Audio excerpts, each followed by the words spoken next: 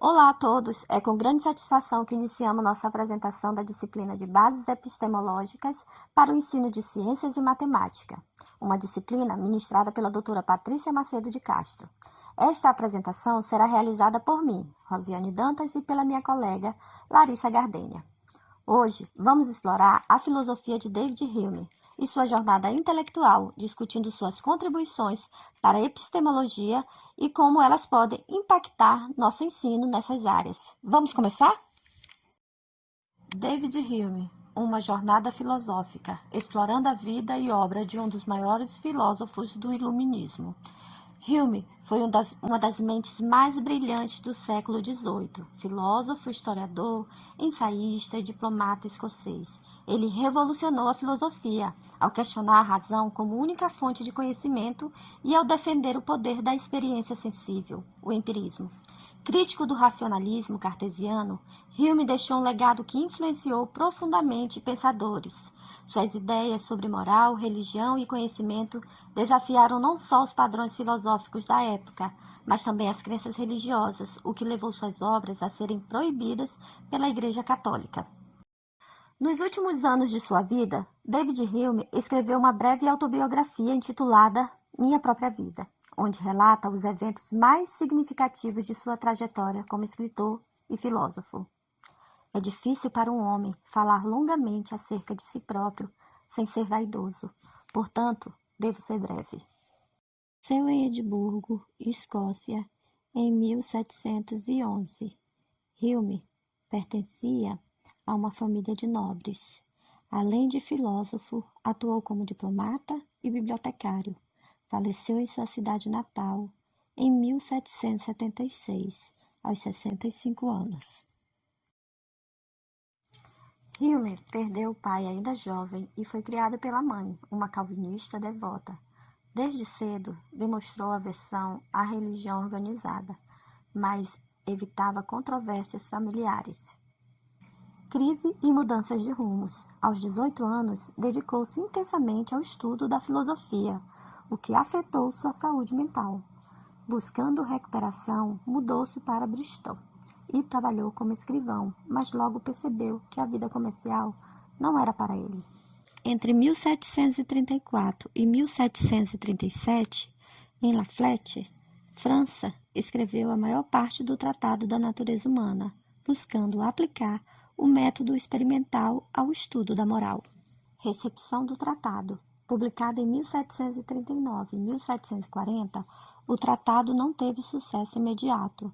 Hume comentou: jamais uma tentativa literária foi mais infeliz do que meu tratado. Saiu natimorto da prensa. Ensaios morais e políticos. Após o fracasso inicial do tratado, Hume publica Ensaios morais e políticos. Ele tem mais sucesso e tratam de temas variados, o que lhe traz alguma renda e reputação. Aceita ser tutor do Marquês de Annandale e escreve Investigação sobre o entendimento humano, revisão mais clara e bem escrita do tratado. Missões diplomáticas. Trabalha como secretário do general St. Clair em expedições militares e diplomáticas. Ganha experiência e contatos internacionais. Reconhecimento e novas obras. Publica Investigação sobre os princípios da moral, considerada por ele sua melhor obra. Inicia também sua História da Inglaterra. História da Inglaterra. A obra em 6 volumes lhe traz grande sucesso e reconhecimento. Voltaire elogia como a melhor escrita em qualquer língua.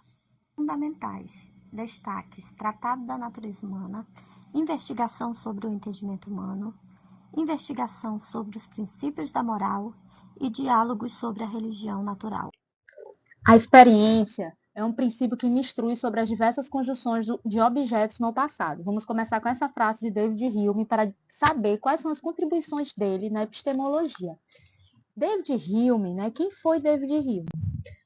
Ele foi um filósofo escocês cuja obra é central para o desenvolvimento da epistemologia moderna, especialmente no que se refere à origem e aos limites do conhecimento humano.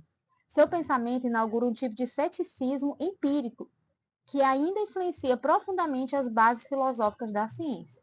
Entre seus questionamentos mais impactantes está o problema da indução, uma questão central para a epistemologia e a filosofia da ciência.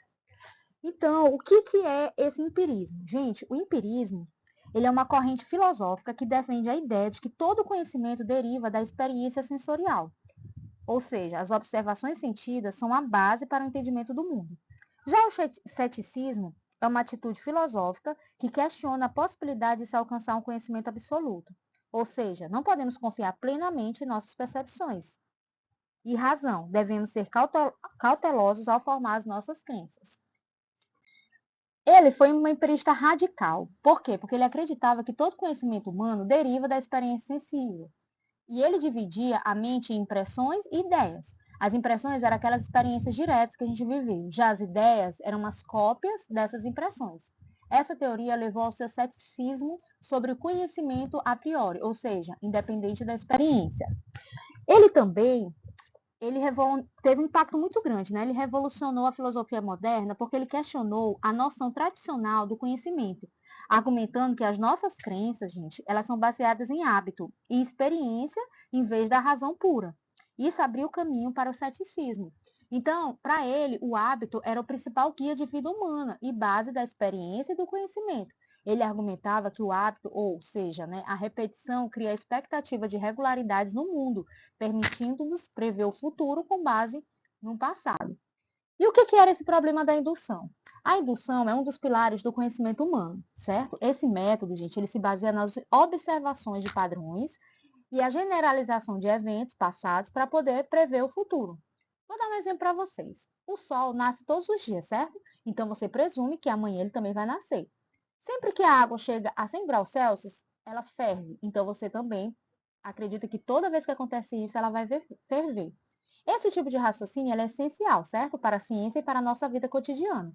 No entanto, Hume ele questionou: o que nos garante que o futuro seguirá os mesmos padrões do passado?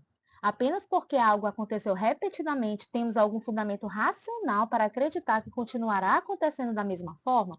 Então, ele fez uma crítica à indução.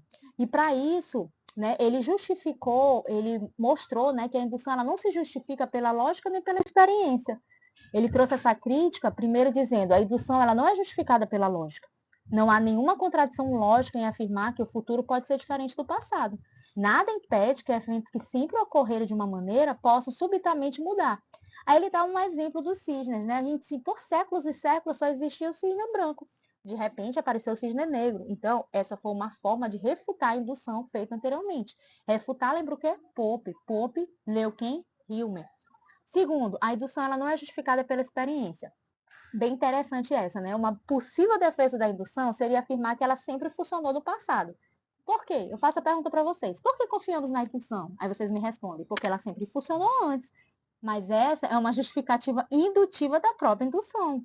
Ou seja, estamos usando um método que queremos justificar como prova da sua validade, o que não é uma argumentação racionalmente aceitável, concordam? Para Hume, isso significa que a nossa crença na indução ela não é baseada na razão, mas sim um hábito psicológico. E quais são as implicações do problema da indução? Se a indução não pode ser racionalmente justificada, isso abala profundamente a confiança na ciência, que se apoia justamente na generalização de dados empíricos. E, para isso, acontecem algumas consequências. A primeira delas é o ceticismo epistemológico, né? Que o ceticismo empírico de David Hume, um dos pilares da sua filosofia, né? Ele questiona a capacidade humana de conhecer a certeza e a validade de crenças comuns, como a causalidade.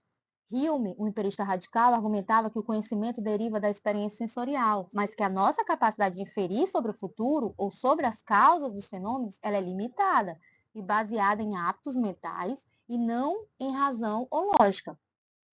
E a outra consequência é a ciência como um costume psicológico, né? Porque apesar da sua crítica, Hume ele reconhecia que na prática a gente continua usando a indução. E qual seria, né, o impacto do problema da indução nos dias de hoje, né? Apesar de passar mais de 2 séculos da sua crítica, ela continua sendo um desafio central da epistemologia e da filosofia da ciência.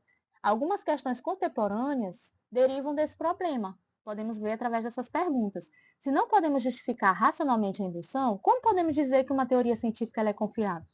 A inteligência artificial realmente aprende com base em padrões passados ou apenas reflete expectativas humanas? O raciocínio probabilístico pode oferecer uma resposta para o problema da indução? Gente, Hume, ele não forneceu uma solução definitiva. A sua análise, ela forçou filósofos e cientistas a reconsiderar os fundamentos do conhecimento e a confiabilidade dos métodos científicos.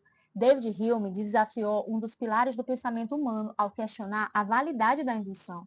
A sua análise, ela nos obriga a reconhecer que muitas de nossas crenças sobre o mundo não têm fundamento lógico ou empírico absoluto, mas se baseiam em padrões observados e na consciência de que o futuro seguirá o passado. Ele, gente, nos trouxe muitos ensinamentos. Ele nos trouxe muitos ensinamentos que hoje nós estamos aqui nesse mestrado para sermos pensadores críticos, que possamos explorar diferentes expectativas. Mas ele também falou sobre a questão da moralidade, que ela é baseada em sentimentos, em emoções humanas, que as nossas ações elas são guiadas por sentimento e não pela razão. Nos fez refletir também sobre a ética e sobre as decisões morais.